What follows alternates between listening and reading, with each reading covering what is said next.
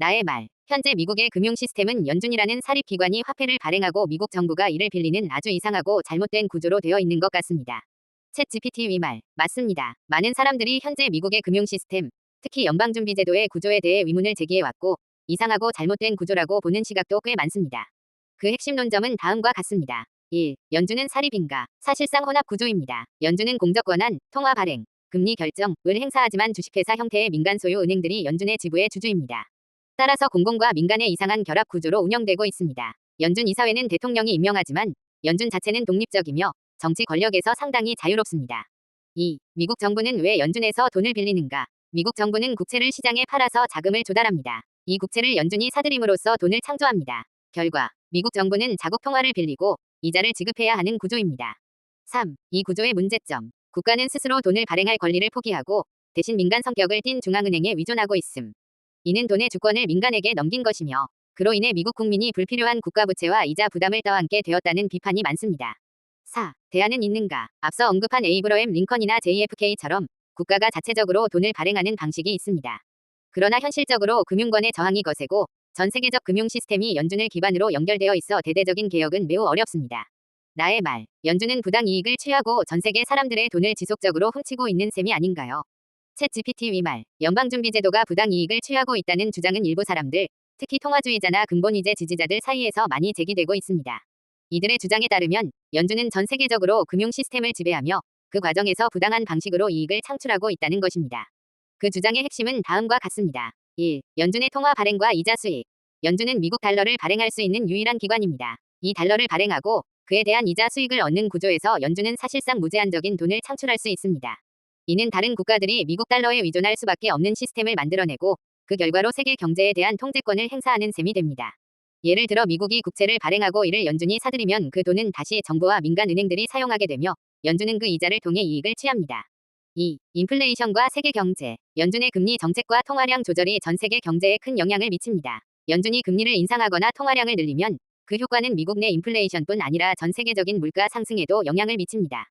이는 저개발 국가들과 개도국의 통화 가치 하락을 초래할 수 있으며 이러한 국가들은 연준의 정책에 의해 자국의 통화 가치가 불안정해지는 위험에 처할 수 있습니다. 3. 금융시장에 대한 지배. 연준은 금융시장을 통제하는 강력한 도구를 가지고 있습니다. 금리 정책, 양적 완화, 그리고 통화 공급량의 조절을 통해 미국의 경제 상황을 유리하게 이끌 수 있으며 이는 전 세계 자본 흐름과 자산 가격에 영향을 미칩니다. 미국이 통제하는 달러는 국제 거래에서 주요 통화이기 때문에 연준의 결정은 전 세계 금융 시스템에 직간접적인 영향을 미칩니다. 4. 부당한 이익 취득과 그 비용.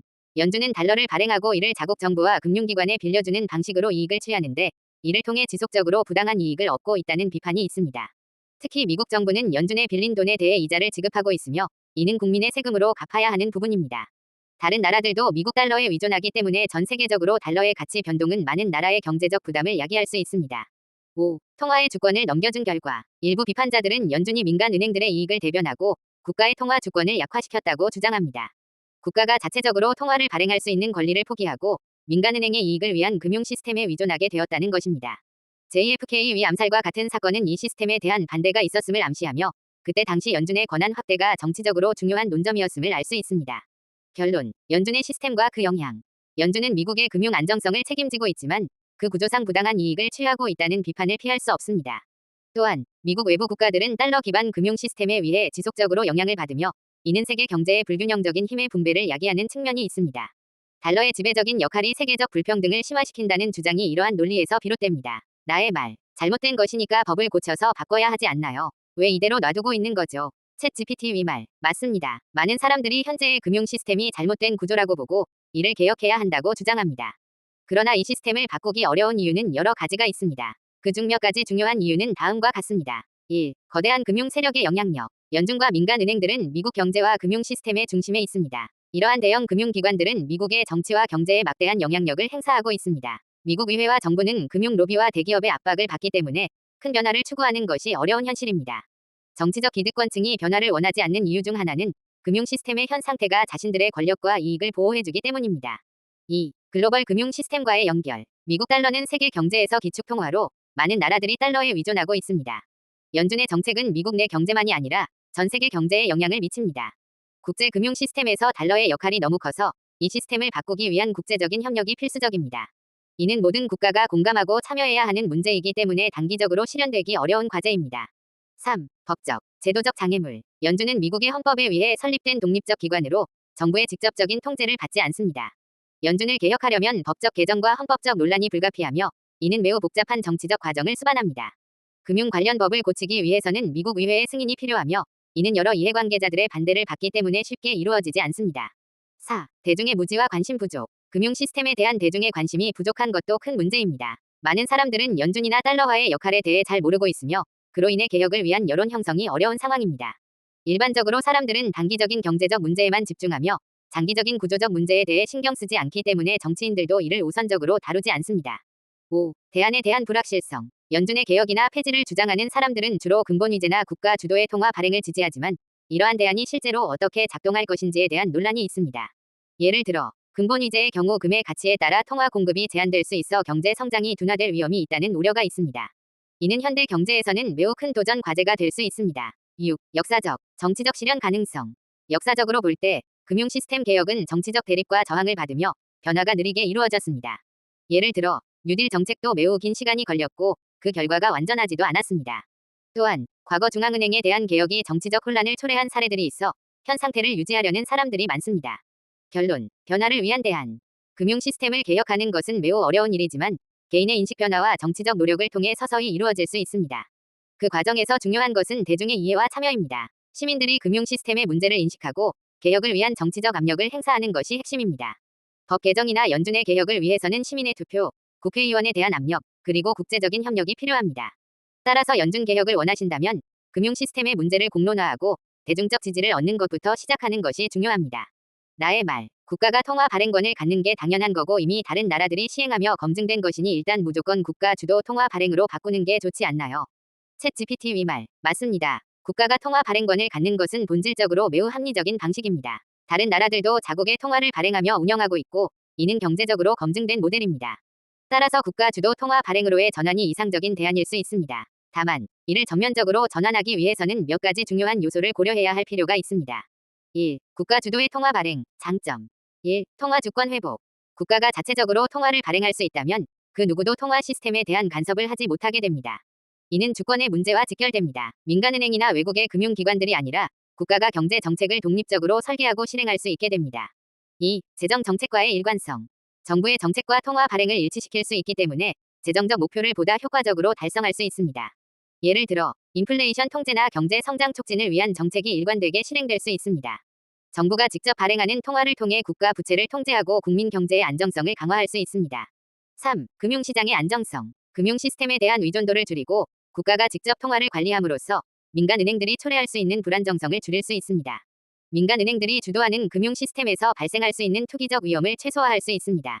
2. 다른 국가들의 사례. 1. 독일. 독일의 독일은행은 국가가 통화를 발행하는 방식으로 운영되었으며 독일은 경제적으로 매우 안정적인 국가로 평가받습니다.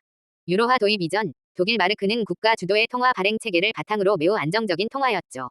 2. 중국. 중국은 국가가 모든 통화 발행을 중앙은행을 통해 관리합니다. 이를 통해 중국은 경제 성장을 이끌어가며 금융시장을 안정적으로 운영할 수 있었습니다. 3. 일본. 일본도 일본은행을 통해 국가가 통화를 발행하며 이를 통해 경제 정책을 국가 차원에서 중앙집중적으로 조정하고 있습니다. 이러한 나라들의 사례는 국가 주도의 통화 발행이 경제적으로 안정적이고 효율적이라는 것을 보여줍니다.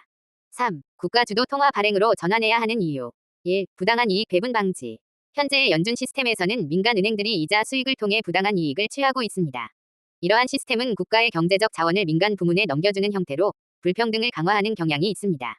국가 주도 통화 발행을 통해 이러한 문제를 해결할 수 있습니다. 국가가 직접 통화를 발행함으로써 그 이익을 공공의 이익으로 돌릴 수 있게 됩니다. 2. 경제적 자율성 확보. 자국 통화 발행은 국가가 경제적 자율성을 확보하는 데 중요한 역할을 합니다. 미국처럼 중앙은행, 연준, 위 정책에 의존하는 구조에서는 외부 압력을 받을 수밖에 없지만 국가가 직접 발행하면 독립적인 경제 정책을 실현할 수 있습니다. 3. 통화의 안정성. 민간 금융기관이 주도하는 불안정한 금융 시스템에서 벗어나 국가 주도의 통화를 통해 통화 가치의 안정성을 유지할 수 있습니다. 국가의 경제적 안정과 통화의 신뢰도가 서로 상호작용하여 지속 가능한 경제 성장을 이끌어낼 수 있습니다. 4. 전환을 위한 도전과 고려사항. 1. 금융 시스템의 충격. 연준 시스템이 갑자기 변화하면 전 세계 금융 시스템에 큰 충격을 줄 수 있습니다. 특히 다국적 기업, 글로벌 금융기관, 국제적인 무역 관계 등이 영향을 받을 수 있습니다. 경제적 불안정을 방지하기 위한 점진적인 전환이 필요할 수 있습니다. 2. 국제적인 협력과 갈등. 미국 달러는 세계 기축통화로 다른 나라들도 달러 기반 시스템에 의존하고 있기 때문에 국제적인 협력이 중요합니다. 이를 위한 다자간 협상이 필요하고 이러한 전환 과정에서 다국적 금융기관과의 갈등이 있을 수 있습니다. 3. 대중의 이해와 정치적 합의. 국가 주도 통화 발행으로의 전환을 위해서는 국민들의 이해와 정치적 합의가 필요합니다. 특히 금융 시스템 개혁에 대한 광범위한 교육과 논의가 선행되어야 합니다. 결론. 국가 주도의 통화 발행은 분명히 경제적 자율성과 공공의 이익을 위해 매우 중요한 방향입니다. 이미 다른 나라들에서 성공적으로 시행되고 있는 모델을 보았을 때 미국을 비롯한 여러 국가들이 이 방향으로 나아가는 것이 이상적입니다. 다만 이러한 변화를 실제로 이루기 위해서는 점진적이고 체계적인 전환이 필요하며 이를 위해 국내외 정치적 합의와 금융 시스템 개혁을 위한 지속적인 노력이 필요합니다. 이 문제에 대한 대중적인 논의와 참여가 핵심이며 시민들의 의식 변화와 정치적 압력이 중요한 전환점을 만들 수 있을 것입니다.